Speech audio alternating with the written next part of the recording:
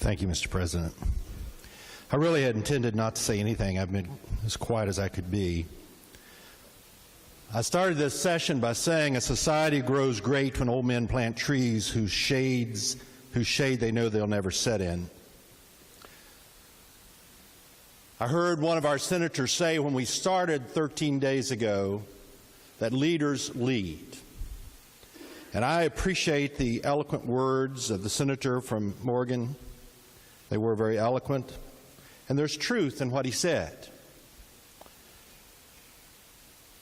He said the vote against this budget is a gamble. I intend to take that gamble, and I'll tell you why. We were given tools for the task which we were given to do. We were given hammers and saws and whatever it took to build the house we had to build, which is a budget which creates shade trees whose shade we may never set in, but that we can enjoy, our children down the road. But instead, the first day we took a hammer out, and we decided to build the house with a hammer. We called that a cigarette tax of 45 cents. We were going to build this whole house, this whole budget, with this fallacy. We forgot the saw, we forgot the plane, we forgot the other things. I voted against that tax because we couldn't build this house with that alone. The governor gave us several tools. He gave us a saw, a plane, a hammer. We could have taken those tools, and I carried those tools around in my pocket. In fact, the finance chair got sick of me probably bothering him with those tools every day of this special session and said, Senator, here are some things we need to do, and I had other tools the governor hadn't given us that I thought we could do that maybe the governor would give us. We never use them. We take a piece at a time and try to do it.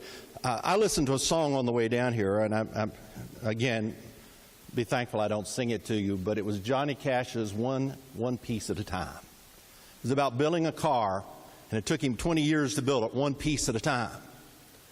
That's not how we construct budgets. The senator from Quinhall today, I listened to his words, and I didn't agree with everything he said. He knows he and I don't agree a lot of times on everything he says. He doesn't agree with me. But he made a point. We start being responsible someplace. And when we're responsible, then we begin to build on the cuts and the restructuring we need to do. That's how we build government. I appreciate the work that the senator from Putnam has done on the budget. He has sweat bullets, and I have seen him age in 13 days. I appreciate that. Not that you're getting old, Senator, but that you have worked hard in the process. But we could come together and use the tools that we have been given, and we could construct a budget that does exactly what the senator from Oregon talked about. It is a responsible budget with responsible funding and responsible cuts in that budget, and even some rainy day funds to move this state forward. Not just until the next election, not just until August or September or October or November, but to move this state forward for the next year and a half, where we have the opportunity to discover what we can be. I appreciate, again, the words of the senator from Oregon, but let me tell you about my children. I'm proud of my children. I didn't tell my children when they were going through school, well, you study and just get out of school. Do the best you can do, if that's all you can do, and we'll just get by. That's not what I told my kids. I told them, you study hard. You work hard, and when you get out of school, you keep working hard and you keep studying hard. Because I want you to have the best tools and use the best tools you have to be the best that you can be.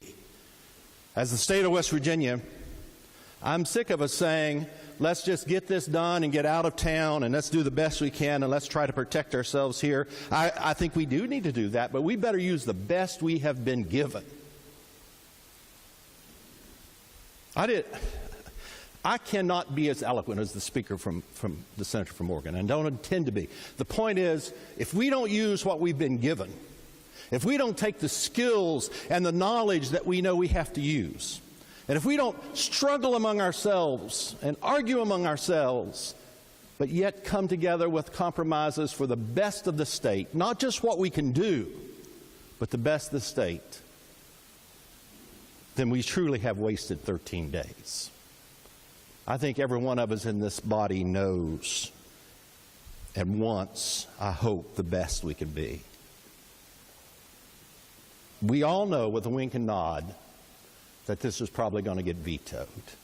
And we're going to come back here again saying, well, what do we do now? We should have taken care of it. We need to take care of it. I can't vote for this. I wish I could.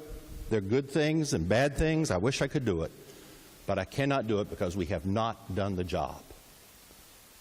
And I'm sorry for that.